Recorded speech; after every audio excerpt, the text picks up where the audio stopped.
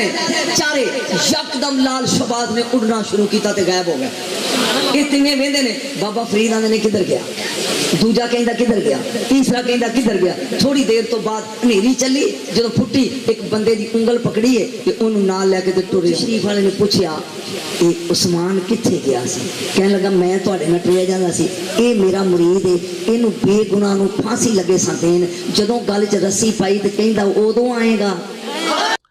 آپ نے اکثر بریلوی اور دیوبندی بزرگان دین سے اور علماء کرام سے, میں بزرگان بے دین اور علماء کرائم کی بات نہیں کر رہا, بزرگان دین اور علماء کرام سے یہ اکثر سنا ہوگا کہ جی بزرگ روحانی طور پر دیکھے گئے ہیں, جی ہوتے ادھر ہیں, کبھی مدینہ شریف حاضری میں پہنچے ہوتے ہیں, کبھی وہ مکہ شریف پہنچے ہوتے ہیں, نماز میں غیر حاضر ہوں تو وہ کہتے ہیں جی نماز روحانی طور پہ وہاں ادا کی. اور یہ سب جگہ کہاں رہی ہیں, کہیں دعوت اسلامی کی بہاروں کے نام سے ہے اور کہیں تبلیغی جماعت کی کارگزاری کے نام سے, یہ ہر جگہ جاری ہے.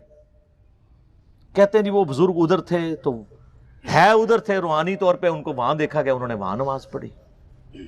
یہ ہے بابوں نے جو آپ کو بتایا. اور سر صحیح مسلم میں حدیث ہے, نبی علیہ السلام ایک چوراہے سے گزرے تو بنو سلمہ وہاں کھڑے تھے. نبی علیہ السلام نے پوچھا تم لوگ یہاں کیوں کھڑے ہو؟ ان کا یا رسول اللہ ہم بڑی دور سے اپنے گاؤں سے مسجد نبوی میں آپ کے پیچھے نماز کے لیے آتے ہیں تو تھک جاتے ہیں, بڑی مشکل سے پہنچ پاتے ہیں, جماعت پکڑنے میں مشکل ہوتی ہے, تو ہم نے ارادہ کیا ہے کہ ہم مدینہ شریف شہر کے اندر ہی شفٹ ہو جاتے ہیں تاکہ آسانی سے آپ کے پیچھے نماز پڑھ لیں. تو نبی علیہ السلام نے فرمایا تم جتنے قدم چل کے آتے ہو ہر قدم کے عوض تمہارے لیے نیکی لکھی جاتی ہے.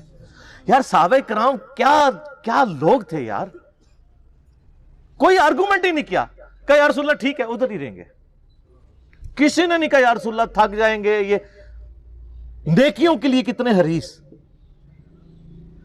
اور کسی نے یہ بھی نہیں کہا کہ حضور ہمارے قدموں کی خاک سے جو خاک اڑتی ہے, ہمارے گھوڑے کے قدموں کے سم سے جو خاک اڑتی ہے, وہ جب گھوڑے کے نتھنے میں بیٹھے تو اس کے برابر بھی کوئی امت کا ولی غوث قطب ابدال نہیں ہو سکتا. تو ہمارے بعد تو بزرگان دین ہواؤں میں اڑ اڑ کے مکے اور مدینے نمازیں پڑھیں گے, تو یا رسول اللہ ٹھیک ہے ہم شفٹ نہیں ہوتے, ہم اڑ کے آ جایا کریں گے. اس زمانے میں کوئی نہیں اڑتا تھا, آج بھی کوئی نہیں اڑ سکتا میرے بھائی, کہانی ہے سب. اگر کسی کو زوم ہے نا اڑ سکتا ہے, تو سارے بزرگان دین کٹھا کہتے ہیں دنیا اولیاء اللہ سے خالی نہیں ہے, ایک ولی لے آؤ نا سر, منار پاکستان پہ چڑھاتے ہیں, لیکن ہمیں تو یقین ہے کہ وہ شہادت کے رتبے پہ پہنچیں گے. انگریز کا پیراشوٹ اس کو باندھ دیں گے, وہ چھلانگ لگائے اڑ کے بتائے, اور جب ویسے تو وہ پہلے ہی توبہ کر لے گا, اور اگر وہ چھلانگ لگائی دے شہید ہونے کے لیے تو مرنے سے پہلے ایک بٹن دبائے, اس کے بعد زمین پہ لینڈ کرتے ہی نہ اناؤنسمنٹ کرے نہ میں وابی نہ میں بابی, میں ہوں مسلم علمی کتابی. سر پھر یہی ہونا چاہیے نا, کہانیاں کرائی سی ہوں توبہ بھی کرنا, اور پھر وہ اپنے مریدوں کو بھی کہے کہ مرنے سے پہلے اے مریدو کر لو اس پہ غور, میرا خدا اور تھا اور کتابوں کا خدا اور, اب میں کتابوں کے خدا کو ماننا شروع ہو گیا ہوں. سر یہ چھوڑ دیں, جن کو اپنے بزرگوں پہ مان ہے نا, ان کے ساتھ آپ جہاز میں فلائٹ لیں, سارے مرید کٹھے ہوں, بڑے بڑے امیر مرید ہوتے ہیں نا, کاکپٹ سے صرف پائلٹ کو نکال کے نا پیچھے لیں اور کسی ولی اللہ کو بٹھا دیں کاکپٹ میں, وہ یہ جہاز لینڈ نہیں کرا سکتا, اڑنا تو بڑی دور کی بات ہے, اس دنیا میں نہیں لینڈ کرے گا, آخرت کی زندگی میں, لیکن فائدہ کوئی نہیں نا سر, لینڈ ہوئے گا انشاءاللہ. ظاہر ہے لینڈ تو انہیں کرنا ہے جو فیول موکڑا ہے. وہ لادہ بات ہے کہ آپ لوگ جو ہے وہ پھونک مار کے بغیر پیٹرول کے گاڑیاں چلاتے ہیں, لیکن جہاز نہیں اڑتا بغیر پیٹرول دے. سب کہانیاں, اتنی کہانیاں, اور لوگ وہ جی جناب نکاح ماری لوہے محفوظ پڑھ لیا, تھلے ویکھیا 7 زمینہ کراس, تیل بھی کراس. وہ سر ایڈون نے دریافت کیتا آ کے 200-250 سال پہلے پینسلوینیا. تو کیا کرتے رہے ہیں, تیل کیوں کراس, ہر بزرگ کو ہی تیل کراس ہو گیا. سر نہیں, دنیا بقدر ایفرٹ ہے, جو ایفرٹ پٹ کرے گا اسے رزلٹ ملے گا. یہ اولیاء اللہ کون تھے؟ صاحب یقین ہی تو تھے, اور کون تھے؟ جن کے سامنے بادشاہ جھکتے تھے. شیخ عبد القدوس گنگوہی رحمت اللہ علیہ کس زمانے میں تھے یہ؟ ابراہیم لودھی اور اکبر کا زمانہ، بابر کا زمانہ، جب جنگ ہوئی ان کے مابین۔ ابراہیم لودھی چل کر آیا ہے کہ بابر آ گیا ہے، میں جا رہا ہوں مقابلے کے لیے، پانی پت کی پہلی جنگ ہونے والی ہے، میرے لیے دعا کر دیجئے۔ فرماتے ہیں ذرا ہٹ جاؤ، ہماری دھوپ چھوڑ دو۔ دعا نہیں کی اور وہ شکست اس نے کھائی، مارا گیا۔ ان سے بھی پہلے کی بات ہے، نظام الدین اولیاء رحمت اللہ علیہ 7 بادشاہوں کا زمانہ دیکھا ہے۔ کسی بادشاہ سے ملنے کا تو خیر سوال ہی نہیں، اس کے پاس جانے کا سوال نہیں، کسی کو اجازت نہیں دی حاضر ہونے کی۔ ایک بادشاہ نے کہا کہ آپ کیسے روک سکتے ہیں، میں آ جاؤں گا۔ تو جواب یہ لکھوایا ہے کہ درویش نے اپنے گھر کے 2 دروازے رکھے ہوئے ہیں، بادشاہ ایک دروازے سے داخل ہوگا، درویش دوسرے سے نکل جائے گا۔ بادشاہ چاہتا ہے اذن باریابی، اور سلطان الہند پھر کون ہوا؟ سلطان الہند تو پھر نظام الدین اولیاء ہوئے، جس کی قدم بوسی کے لیے بادشاہ آنا چاہتا ہے اور وہ اجازت نہیں دے رہے، اس لیے ان کا نام ہے سلطان الہند، حضرت نظام الدین اولیاء رحمت اللہ علیہ۔ تو یہ جان لیجئے۔ ایک اور کا واقعہ ابو علی قلندر کا، نواب ٹونک نے جاگیر کے لیے ایک وثیقہ بھیج دیا، ہم نے آپ کی خانقاہ کے لیے اتنے گاؤں کی جاگیر لکھ دی۔ اسی کاغذ کے پشت پر ایک شعر لکھا، ما آبروئے فقر و قناعت نہ باختیم، با میر خان بگوئے کہ روزی مقدر است۔ جاؤ میر خان سے کہہ دو، نواب ٹونک سے، ہماری روزی اللہ کے ہاں مقدر ہے، لکھی ہوئی ہے، ہم تمہارے ہاتھ اپنے فقر اور درویشی کی عزت بیچنا نہیں چاہتے، لے جاؤ اپنا وثیقہ۔ کون تھے یہ؟ صاحب یقین۔ یقین پیدا کرے ناداں، یقین سے ہاتھ آتی ہے وہ درویشی کہ جس کے سامنے جھکتی ہے فغفوری۔ اگلا سوال ہے، مجذوب اور قلندر کسے کہا جاتا ہے؟ دیکھو کتنے پوچھ رہے ہیں سوال، اور سفیہ کے ہاں اس کی دلیل کیا ہے؟ قرآن و سنت کی روشنی میں بیان فرما دیں۔ قرآن و سنت کا مجذوب اور قلندر سے کیا لینا دینا؟ قلندر کا تو آپ کو یعنی صوفیاء کی کتابوں کی روشنی میں بتایا جائے گا نا، قرآن و سنت کی روشنی میں پھر ہم آپ کو بتا دیتے ہیں کہ یہ سارا کا سارا فراڈ ہے۔ قرآن و سنت میں سے صرف انہوں نے دلائل چند ایک چیزوں کے پکڑ کے اور اپنا یعنی لقمہ اس کے منہ میں ڈال کے خاکے میں رنگ بھر کے تو ایک پکچر پیش کر دی ہے۔ مجذوب کہتے ہیں جی وہ جذب کی حالت میں چلا جائے، قلندر جس کو ہوش نہیں رہتی اور وہ ایسی ہوش اس کی جاتی ہے کہ وہ ننگے بھی پھیر رہے ہوتے ہیں، ٹھیک ہو رہے، اور وہ کہتے ہیں جی دیکھیں جی یہ مجذوب ہو چکے ہیں، ان کے اوپر تو شریعت ہی کوئی نہیں ہے نا، تو اصل میں وہ پاگل ہو چکے ہوتے ہیں، یہ مانتے ہیں وہ کہتے ہیں لیکن یہ اللہ کی محبت میں پاگل ہوئے ہیں۔ اچھا تو جب اللہ کی محبت میں اگر واقعی پاگل ہو گئے پھر ان کو پاگل کہا کرے نا۔ بخاری مسلم میں حدیث ہے کہ 3 لوگوں سے اللہ تعالیٰ نے شریعت کا قلم اٹھا لیا ہے، ایک جو پاگل ہے، دوسرا سویا ہوا شخص، اور تیسرا جو چھوٹا بچہ ہے، اس کے اوپر شرعی گرفت کوئی نہیں۔ تو آپ کہا کریں گے پاگل ہیں، ان پہ شرعی گرفت نہیں ہے، آپ نے شرعی گرفت چھوڑ کے ان کو اپنا بزرگ اور امام مان لیا ہوا ہے جو خود ہی پاگل ہے، ٹھیک ہے، اس کو آپ اگر امام وہی بنائے گا جو خود پاگل ہوگا، پاگلوں کے ہی امام پاگل بنے گا نا۔ اچھا دلائل کہاں سے لیتے ہیں؟ ایک بڑی مشہور حدیث ہے صحیح مسلم کے اندر، بخاری میں بھی کچھ حصہ ہے لیکن مسلم میں چند آگے اضافی الفاظ بھی موجود ہیں کہ اللہ تعالیٰ نے، اللہ کے نبی علیہ السلام نے جو اللہ تعالیٰ کی خوشی ہے نا اس کی مثال ایک بیان فرمائی ہے جب کوئی گناہگار شخص توبہ کرتا ہے۔ یہ مشکات میں بھی آپ کو اللہ کی رحمت والا چیپٹر جو دوسری جلد کے سٹارٹ میں اس میں حدیث مل جائے گی۔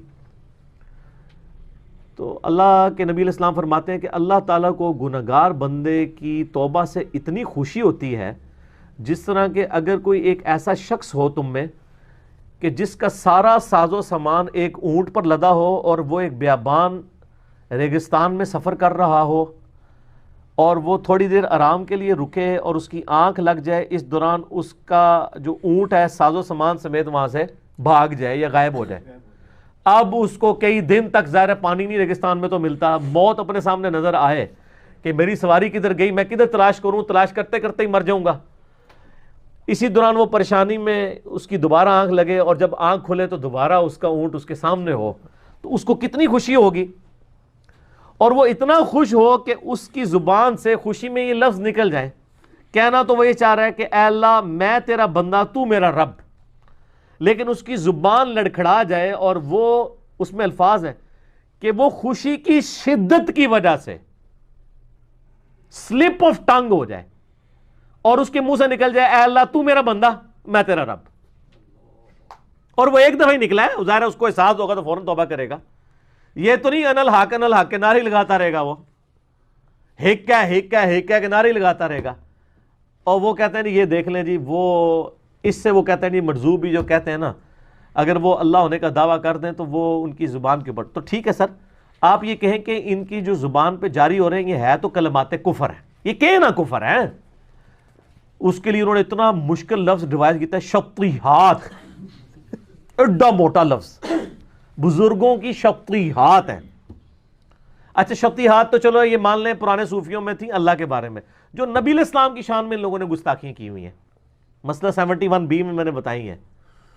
तो ये तो हमें खुद कहा करते थे जी बा खुदा दीवाना बाश बा मोहम्मद होशियार, और मोहम्मद सल्लल्लाहु अलैहि वसल्लम की शान में गुस्ताखियाँ कर दी हैं इन लोगों ने। तो ये सारा फ्रॉड है जी, मजूबियत हो जाए, कलंदरी हो जाए। बाकी जो बुखारी मुस्लिम में एक हदीस भी है, नबी इस्लाम ने फरमाया कि बाज़ अल्लाह के बंदे ऐसे हैं परांगदा हाल फिरते हैं जिनको कोई पूछने वाला नहीं होता, गरीब लोग, उनका लिबास भी इस तरह का होता है, लेकिन वो अगर किसी मामले में अल्लाह पर कसम खा लें तो अल्लाह ताला उनकी कसम ज़रूर पूरी करता है। ठीक है। और वो कहते हैं देख लें ये हमारे भी ये उसमें हुजूर ने तो क्या नंगे फिर रहे होते हैं, नंगे के तो अल्फाज ही नहीं है। परांगदा हाल यानी इतने गरीब हैं कि उनके पास सर पे रखने के लिए पगड़ी वाले कपड़े भी मौजूद नहीं है। ठीक है। और वो ये लोग नहीं है जिनको आप जरा नमाज आप सुने तो वो नहीं पता, नमाज तो छोड़ दें, आप मगरिब की रखते पूछ ले तो वो नहीं बता सकते। कोई क्लिप चढ़ा हुआ है ना करण शाह साहब दा, मगरिब की रखते नहीं उनको पता। इन लोगों के बारे में तो इनके बारे में नहीं है। बुखारी और मुस्लिम में हदीस है, नबी सल्लल्लाहु अलैहि वसल्लम के सामने से एक शख्स गुजरा, सहाबा से आपने पूछा इसके बारे में तुम्हारा क्या ख्याल है? कहा कि इससे ज़्यादा तो मुअज़्ज़ज़ शख्स ही कोई नहीं है, ये किसी दरवाजे पर रिश्ता मांगे तो लोग रिश्ता दे दें, किसी की सिफारिश करे तो लोग इसकी सिफारिश कबूल कर लें। थोड़ी देर बाद एक गरीब सा सहाबी वहाँ से गुजरा, वो भी सहाबी था जो पहले गुजरा, काफिर नहीं था, जिसके जिस्म पे कपड़े भी बड़े नॉमिनल से थे। आप फरमाया इसके बारे में तुम्हारा क्या ख्याल है? कहा ये जिस दरवाजे पे जाए धुतकार दिया जाए, किसी से उसकी बच्ची का रिश्ता मांगे तो ये उसको रिश्ता भी इसको देने के लिए कोई तैयार ना हो, तो ये बड़ा इस तरह का है। नबी सल्लल्लाहु अलैहि वसल्लम फरमाया कि जो पहले शख्स गुजरा था ना, पूरी ज़मीन उन लोगों से भर जाए ना तो अल्लाह ताला को ये एक बंदा उससे बढ़ के अजीज़ है। सारे सही मुस्लिम में हदीस है कि जो फ़कीर मुहाजिर सहाबा है ना मेरे, वो अमीर सहाबा से 40 साल पहले जन्नत में जाएंगे। तो आडी नहीं सर गल हो रही, तुसी तो कह रहे हो असी मुरीदां नूं भी नाल लैके जाना है, सहाबा की बात हो रही है। 40 साल पहले, जाहिर है क़यामत का दिन ही 50,000 साल का है ना, तो उस दौरान फैसले होंगे। 50,000 में 40 साल क्या बनते हैं? कुछ भी नहीं है ना। 50,000 साल के दिन में गरीब सहाबा उस 50,000 की पूरी गिनती होने से पहले ही जन्नत में चले जाएंगे। ये तो हो सकता है कोई 40 साल बाद जाए, कोई 40,000 साल बाद भी जा सकता है, क्योंकि क़यामत का खुद दिन 50,000 साल का है ना। ये ना तुम मैथमेटिक्स बनानी शुरू कर दो कि जन्नत 40 साल का गैप कितने रहणगे सर, मैदान महशर ही होणगे। 50,000 साल का दिन है, सूरतुल हाका में आया कि क़यामत का दिन 50,000 साल का दिन है। तो उस 50,000 साल के दिन के अंदर भी सब लोग इकट्ठे ही नहीं जन्नत में चले जाएंगे। जो गरीब सहाबा हैं वो अमीर से 40 साल पहले जन्नत में जाएंगे सर। तो ये इसीलिए नबी इस्लाम ने फ़क्र की ज़िंदगी इख्तियार की है ना। बुखारी मुस्लिम में हदीस है, अल्लाह मोहम्मद और आले मोहम्मद को बस इतना ही रिस्क देना कि उनकी रूह और जिस्म का रिश्ता बरकरार रहे। तो आप इस्लाम यानी गुरबा वाली ज़िंदगी आपने गुजारी। हत्ता कि वो हदीस तो इतनी रिक्कत अंगेज़ है जो बुखारी मुस्लिम दोनों में है। जब नबी सल्लल्लाहु अलैहि वसल्लम ने अपनी बीवियों के साथ नाराज़गी 1 महीने के लिए कर ली और आप अपने घर की छत वाले पोर्शन में चले गए, तो हज़रत उमर फ़ारूक मिलने के लिए गए तो आपके ऊपर भी चादर नहीं थी, सिर्फ तहमत बांधी हुई थी। ये गुरबत का हाल था। और वो जो नक्शा खींचा है हुजूर के घर का, वो इंसान के आंसू नहीं रुकते। اور آپ کے جسم مبارک پہ چٹائی کے نشان ہیں. حضرت عمر رو پڑے, ان کا یا رسول اللہ کیسرو کسرا دنیا کے مزے لوٹ رہے ہیں اور آپ اللہ کے نبی ہیں, یہ ساری دولتیں تو آپ کے لیے ہونی چاہیے. آپ فرمایا عمر لگتا ہے دنیا کی حقیقت ابھی بھی تجھ پہ نہیں کھلی. سر حضرت عمر کو کہا جا رہا ہے میں اور آپ کسی کھاتے میں نہیں. کیا تم اس بات پہ راضی نہیں ہو کہ کیسر و کسرا یعنی رومن اور پرشین امپائر کے جو بادشاہ ہیں وہ دنیا کے مزے لوٹیں اور ہم آخرت کی سعادت لوٹ لیں؟ ٹھیک ہے, تو یہ آخرت کے لیے یعنی معاملات کو ادھار رکھا گیا ہے. اور اسی لیے آپ میں نے بتایا تھا نا, ایک بخاری میں حدیث ہے کہ وہ عبد الرحمن بن عوف رضی اللہ تعالیٰ عنہ کے سامنے پانی کا پیالہ لایا گیا تو وہ پینے لگے تو رک گئے. اور اس وقت تو میٹھا پانی بھی ایشو ہوتا تھا. اب دنیا کی سپر پاورز مسلمان بن چکے ہوئے تھے, ان کو اپنا غربت کا وقت یاد آ گیا. انہوں نے کہا کہ ان کو یاد آ گیا کہ حضرت صہیب رومی کو جب ہم دفنانے لگے تھے تو ایک چادر تھی, سر کے اوپر کرتے تھے پاؤں ننگے ہو جاتے تھے, پاؤں کے اوپر کرتے تھے سر ننگا ہو جاتا تھا, پھر ان کے سر کی طرف چادر کر کے پاؤں پہ ہم نے گھاس ڈال کے ان کو دفنایا تھا.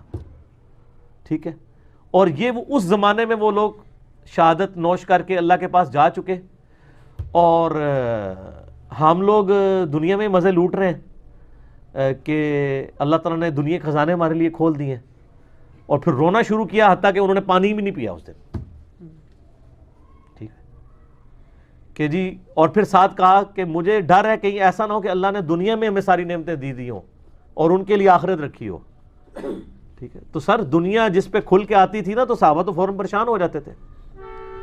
تو یہ جو زہد والا پورشن ہے قرآن و سنت کا, یہ کتاب الرقاق چیپٹر 30 جلد میں پڑھے. میں فی البدی درجنوں حدیثیں بیان کر سکتا ہوں. میرا اس کے اوپر مسئلہ نمبر ہے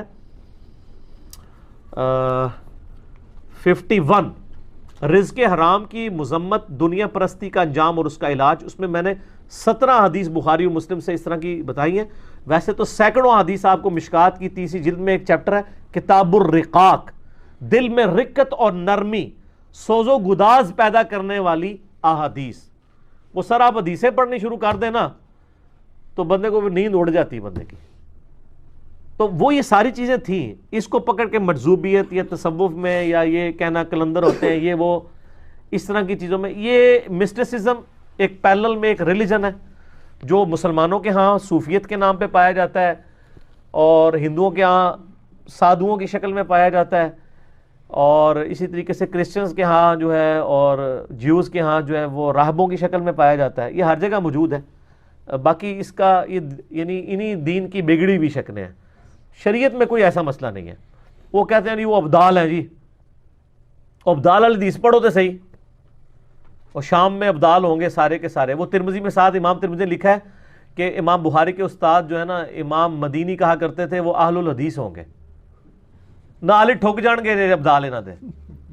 اہل الحدیث کا لفظ لکھا ہوا ہے سر ترمذی کے اندر, مشکات میں بھی آپ 30 جلد میں پڑھ لیں.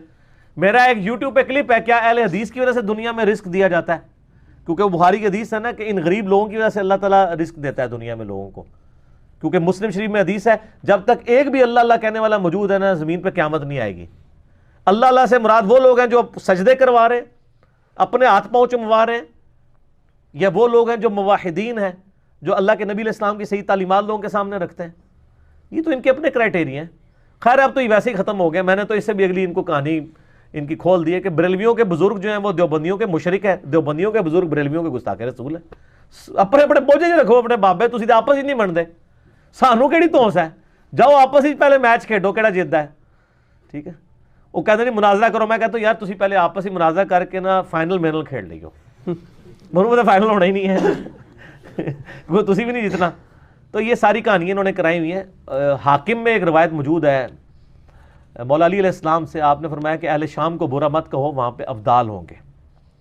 تو وہ ابدال یعنی وہ ابدال کا لفظ پکڑ لیا ادھر غوث کو, تب ابدال انہوں نے رنگ بھرنے شروع کر دیے. الفاظ تو موجود ہوتے ہیں لیکن وہ کون سے ہیں وہ ترمذی میں آ گئے, وہ اہل الحدیث ہوں گے یعنی کتاب و سنت پہ چلنے والے ہوں گے.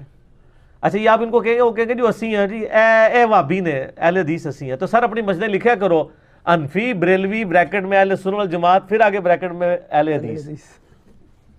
وہ کہہ دو نا جی او اہل حدیث اور اہل حدیث اور, ٹھیک ہے نا جی.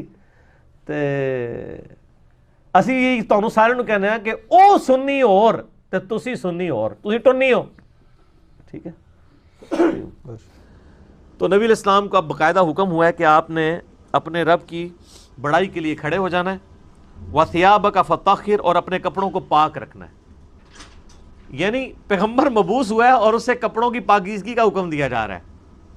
اور صوفیاء کے ہاں جس نے سب سے زیادہ گندے کپڑے پہنے وہ اتنا بڑا بزرگ ہوتا ہے. Point to be noted. ہاں آپ تصوف کی کتابیں پڑھ کے دیکھیں سر، یہ تذکرۃ الاولیاء جو ایک سمجھ لیں مدر بک ہے تصوف کی، شیخ فرید الدین عطار المتوفی 632 ہجری، جس کے حوالے فضائل اعمال، فضائل صدقات، فضائل سنت، یہ سارے بزرگ بابوں کی کتابوں میں ملیں گے، جن سے اب طارق جمیل صاحب نے بھی اعلان برات کر دی ہے اللہ کے فضل سے. وہ سارے واقعات ادھر سے ہی چھاپے مارے ہوئے ہیں. اس میں آپ کو کئی بزرگوں کا ملے گا کہ ان کو جوئیں پڑی ہوئی ہوتی تھی، اگر کوئی جوں نیچے گرتی تھی وہ اٹھا کے پھر رکھ لیتے تھے اوپر، کہتے تھے میرے اللہ کی مہمان ہے. لوگ کہتے ہیں سبحان اللہ. ٹھیک ہے. اور بخاری مسلم میں موجود ہے ایک صحابی کے سر میں جوئیں پڑ گئی اور نبی علیہ السلام کے ساتھ انہوں نے احرام یعنی باندھا ہوا تھا. تو انہوں نے کہا یا رسول اللہ مجھے یہ تو جوئیں پڑ گئی ہیں، جوئیں تنگ کر رہی ہیں، تو مجھے اجازت دیں میں بال منڈوا دوں. اب آپ جب تک احرام کی ساری پابندیوں سے آزاد نہیں ہوتے ہیں اس وقت تک تو بال نہیں منڈوا سکتے.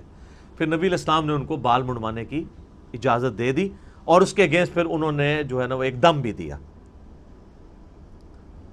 تو بعد کے بزرگ جو ہیں وہ جوئیں اٹھا کے اوپر رکھتے ہیں، گندے مندے رہتے ہیں. اور بلکہ سب سے بڑا بزرگ وہ ہوتا ہے جو گندا بھی نہ رہے، کپڑے ہی سارے اتار دے، اس کو سب سے بڑا بزرگ مانا جاتا ہے. وہ کہتے ہیں مجذوب ہے، یہ یعنی اللہ تعالیٰ کی محبت میں غرق ہو چکا ہے. یعنی اس کا مطلب ہے کہ اللہ کی محبت میں غرق ہونے کا مطلب یہ ہے کہ بندے کے کپڑے پہلے چلے جاتے ہیں. تو اللہ تعالیٰ کی معرفت سب سے زیادہ مخلوقات میں سے کن کو ہوتی ہے؟ انبیاء کو. تو کہیں ملتا ہے کہ انبیاء کرام علیہ السلام پہ جب اللہ کی محبت کا غلبہ ہوتا تھا تو وہ کپڑے اتار دیتے تھے؟ کہیں ملتا ہے ایسی بات؟ تو یہ پھر اس لیے ہم کہتے ہیں کہ انبیاء کا جو دین ہے وہ اور ہے، بابوں کا دین اور ہے، اور کتابوں کا دین اور ہے. یہ بابوں کا دین ہے اور کتابوں کا دین وہ ہے جو صحیح سند کے ساتھ صحابہ اکرام اہل بیت کے ذریعے اور بعد میں محدثین کے ذریعے دین ہم تک پہنچا ہے. نبی علیہ السلام کو شروع کی وحی میں کہا جا رہا ہے کہ آپ نے اپنے کپڑوں کو پاک صاف رکھنا ہے.